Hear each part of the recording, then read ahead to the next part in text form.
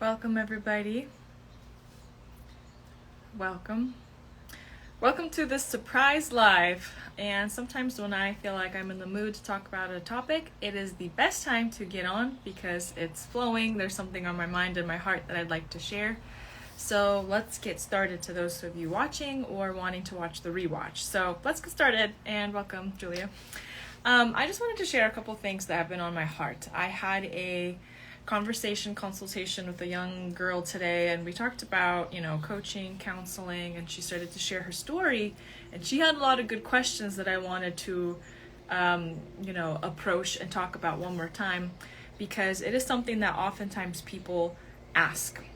And I'm watching this generation of women start to say, I'm watching cycles repeat. I'm watching strongholds that I don't like.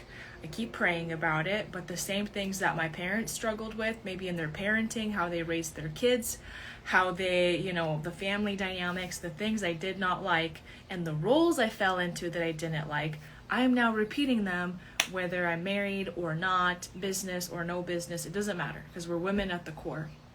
And so when you see these dynamics be played out, the same toxic stuff you hated seeing growing up, you're defaulting and going into it. It could be really scary. It's frustrating. A lot of emotions get tapped into. When you have kids, other people in your life that illuminate this stuff, it's extremely frustrating and disappointing and sad and angering, if that's a word. Lots of stuff starts to come up. So let's kind of break it down. A couple points I wanted to go into. And feel free to have questions if you have anything. But the first thing I wanted to say is, let's talk about fear. I don't think I have signed up for any type of coaching or counseling without some level of fear come up. But let me break it down. I think there's two types of fears. There's the fear that if I don't do anything, if the same issues continue, and I have the same type of problem for years and decades throughout my life, that scares me. That type of fear is a good thing to promote me and perpetuate me, to help me find the services and the help and the solutions that I need to do something different. That fear can be used to catapult you to do something different, to get help. But it's for the hope that there is light on the other side, that there are solutions to my questions, that life can be different. So that's one way when sometimes we make decisions of fear coming up. The other one that's problematic, and I see a lot of people stuck into it, is I just see it people have life experiences, they don't like what's happening, and they're stuck, and they're complaining or they're praying in a good way for solutions for something different, but fear holds them back from doing something different. It's I hear this all the time, someone talks about psychology or spiritual stuff, and it's oh, that sounds scary, I don't know, but those people are reporting fruit in their life. Those people are reporting results, life-changing circumstances, the abundant life, whether they have the money, the time, the relationships, the love that they desire. And so what happens is it's really unfortunate. Again, people hold back from fear. I don't know. What if what they're doing is demonic? What if what they're doing is actually anti-God? But you're staying in the camp of being miserable by not doing anything, not checking out anything. And I think if you believe that God is a good God, you will venture out and explore and see and taste that God is good, and believe that God is going to guide you and bring correction and pivot you in the direction that you need to be if you are off track.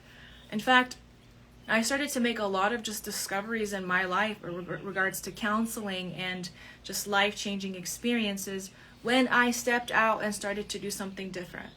Was I petrified? Yeah. I remember things even in counseling, if you guys know some of these trauma treatments like EMDR and all this, voodoo sounding stuff. I was scared, but I was God, if people are having their lives be changed, then experiment with me. If I'm wrong, you're going to correct me. I don't believe that you're going to send me to hell if I mess up and do something bad. You're a redeemer. You're going to fight for me and my salvation and my love, way before. It's what's triumphs over judgment. I believe you're a good God, and I'm not trying to purposely do something bad. But when again I started to do something different, and I had this trauma treatment done on me as practice about my fear of dogs, of all things, I was shocked that there are actual like medical and psychological stuff that helps people heal. And my little brain was rewired, my physiology, my nervous system detoxed all this fear that I had, that I got absorbed into my system when I was little after a dog, attacked me. He was playing, but in my mind he was attacking me.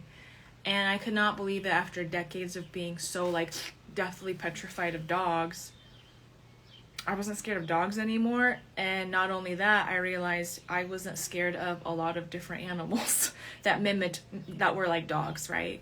Because what happens is the brain will try to preserve survival. And so what it does is it kind of categorizes any kind of threat.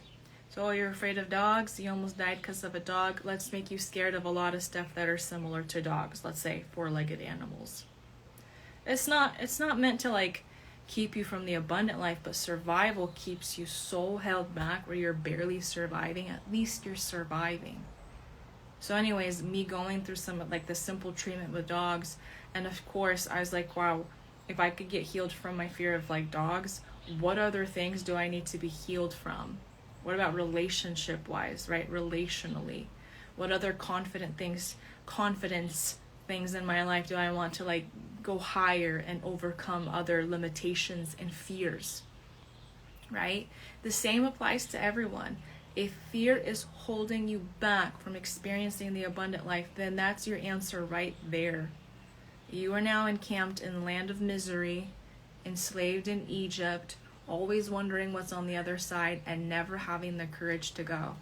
Is it hard sometimes? Yes. In fact, a lot of my clients that I work with, when they start stepping out, sometimes people comment like, what are you doing? Whoa, you think like this now?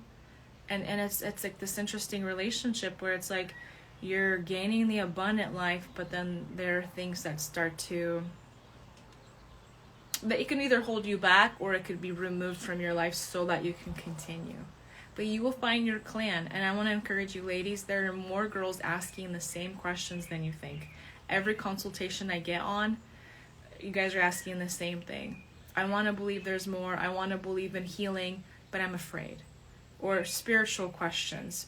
I was taught like this my whole life. It doesn't feel right. I don't feel good about it. Am I able to explore this topic? Can I ask these questions? Especially my girls who come from backgrounds where you guys have done a certain thing your whole life. So of course, on a biological, physiological, psychological, whatever basis, like of course that's like, it's threatening to do something different, especially when you are, again, very close-knit to these people or on a brain level. It's survival. I keep saying that.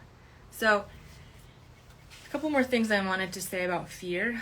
Be careful. Be careful when you start to sense something is wrong. God has given you emotions, some kind of Holy Spirit intuition radar to sense when something is off. And when you start to ask questions and people tell you to be quiet or people tell you to hold back, honestly, like without people intending it to be like this, but sometimes that's a form of gaslighting. It's when you are sensing something is off and someone else out of their own fears and issues or survival mode tells you, be quiet, don't question that, you're actually wrong, hold back. And then it messes with your entire system's ability to perceive what is right or wrong for you. Remember, religion tries to make everything very cookie cutter, everything, this is right for everyone, this is wrong for everyone. That's not even life. It's like I can drink and eat certain foods when I'm 20 or 30 or even 5. That's not appropriate at all when I'm 2 months old. The outfits that I wear are not going to be appropriate depending on what age, right? How is that any different than any other thing in your life in regards to your belief systems? Times change. Yes, God is the same, but God is so outside of time that it doesn't matter what century we're in, right? God's got it. And so it's, again, it goes back to this abundance mindset. Do you believe you can step out, ask questions, do things different, and believe that God will guide you? And if you mess up, it's already part of the plan, and He'll pick you up and guide you to where you need to be? Or do you believe that you have to live in internal torment, stay the same, feel lack, and, die like that? I'm just gonna call that stuff out. I thought I'd get on and have a live that's super pumped up, but at the same time, there's just a level of sadness that I have for women who are just stuck. And also, I had another question: what type of women do I work with? They tend to fall into 3 categories, I've noticed. The first group is sometimes it's girls with some kind of professional background, and maybe they just want to elevate in life. Although your life, your relationships, you are the common denominator of your whole life. So the same issues you have in your business, professional life, or blessings will be the same that you experience in maybe your church life, your friendship life, family, relationships. The other group of girls I work with, oftentimes girls that are wanting to focus on breaking off their struggles of not being able to have relationships, or repeatedly attracting the same type of guys or lack of guys.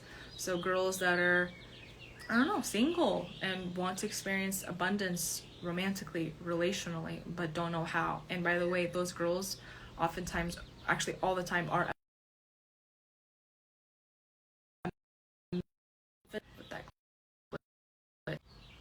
they're amazing girls who are helping everybody, and somewhere in the lines their life was a little bit neglected. And then the third group of girls that I work with, they are girls who are moms and are noticing right away, they see it hardcore, the things I did not like in my previous, my family when I was a kid. I'm repeating certain dynamics that I hated. The same way I'm parenting my kids, I didn't want to. So those are the girls that are okay, generationally, this really needs to stop. I don't like this. I don't want my kids to experience the same thing. And while my kids are young, help. So first, we talked about fear. The other thing I wanted to talk about was prayer. Do I believe in prayer? Absolutely. Do I believe that we are divine beings connected to God? Yes. Do I believe that the Bible talks about co-laboring with Christ, who's brought the blueprints, the desires in your heart, and now He wants to see them come to pass, and He's so committed to wanting to see you experience the abundance that He died and resurrected for, that He will guide you there in every way He can, and give you the emotions and the desires and the drive to get you there? Yeah. And do I believe faith without works is dead? Yes. So what I'm saying is, absolutely pray. And I believe prayer is a way to connect to God. I believe prayer is a way to be reflective and listen. And sometimes, there's different types of prayers, Sometimes we just got to be quiet, and it's in the stillness, meditating with God. I'm not going to talk about all the different types of prayers I believe we can have, but I will say it's important to actually have a dialogue in our prayer with God, my opinion. And the problem is not prayer, okay? I want to clarify. The problem is when we are forfeiting the work that God has asked us to be active participants in this world with our life. And so when we just ask God to do these magical things, change that person, or let's pretend you are attracting people who use you. I don't care if it's people in ministry always volunteering you, and then you get used because you say yes, because you don't have boundaries. I don't care if it's, let's say, you attract guys who expect you to take care of all the dates and pay for everything. I don't care if you're the one that's recruited to do everything at your employment position, and now you're just always burnt out and overworking and mad. Look, you can pray for magical stuff. God, change it so that X, Y, and Z. Or you can believe that God has already answered that prayers, and you need to align yourself with that type of life, which goes into inner work and healing. And there's a difference between you actively, praying and putting in the work versus I'm just going to sit back and I'm just going to pray and like regurgitate the same thing over and over and over and over and over and over where my brain's practically off and expecting to get divine results. That's not how it works. Anytime I'm not liking what I'm seeing in my life, and there's still plenty in my life, I'm like, God, show me within me what's going on that I'm drawing that in or I'm attracting that. And it's not always because I'm purposely doing something bad. It could be like that first bullet point I said, fear. Like, what happens if I'm praying for some kind of blessing or success, but deep inside I'm petrified actually to do the work, to be seen by people? Because that means people are gonna celebrate me but also criticize me. Do you guys see how this like sabotage and limitations come in and we hold ourselves back? It comes in so many sneaky ways. And so prayer is good, but if years and years and years are going by and you keep seeing the same dynamic and cycle replayed in your life, what's going on with you? Right?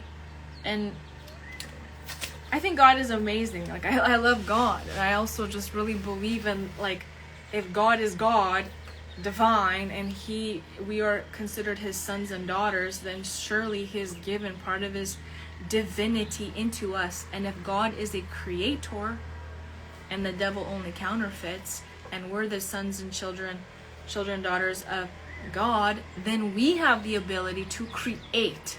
And there goes again my point of co-creating with Christ. Remember, God is outside of time, and that's why with inner work and healing, you can go back in time and do the healing stuff that's happened back in your life, and then you can experience the abundance that you want in your future life, if that makes sense. It's a little bit crazy, it's an illusion, but it works. So I don't know if you guys have any questions, but I just want to reemphasize again and again and again, you are responsible to do the inner work, to heal, to change how you react and act, to heal and restore your identity. And the more your life starts to align internally with who you need to be, the rest of your life will continue to reflect that. So sign up for coaching, counseling opportunities with me. And, this upcoming Wednesday, the 28th of June, 6 p.m. Pacific time, I will be doing a inner healing workshop. It's kind of my first ever, actually, where I just want to be very active with my live demonstrations. I have one volunteer who's going to show us how it's done, and I'm going to guide her through the inner child healing. And you guys are going to be able to see, what is this like? It's very vulnerable. It's very sacred. And it's real when your emotions literally start to kind of manifest. In fact, I was doing in my last group coaching round, I had a girl who I guided her through the inner child work, and immediately she's like, I'm just feeling shaky, I'm mad, I'm feeling hot, I want to run away. Well, look, that was us on a call in a group context, tapping into it, and it's so alive, it's so real. The pain just starts to really gush out. Well, what do you think it looks like in real life with your spouse, with your children, your friends? It's still there, right? A trigger means if you're triggered and your wounds and stuff starts to come out, starts to get agitated, it means it's a wound, but what it really means is healing is possible. Healing is desired. So if you're interested to see the live workshop, and then you guys can learn how to do it for yourself, ladies, this is a ladies event. Register. I've already shared the link many times, so I'll try to tag it again. And share this video with people, comment people, add on your stories. I want to see more and more girls start to finally tap into the abundant life that Christ truly talks about. The abundant life isn't an accidental life. The abundant life is a very intentional life. But when you know what Christ has died and resurrected for, then you can align yourself with those promises. So thank you, everybody who has watched me today for this surprise live, and I will talk to you girls later.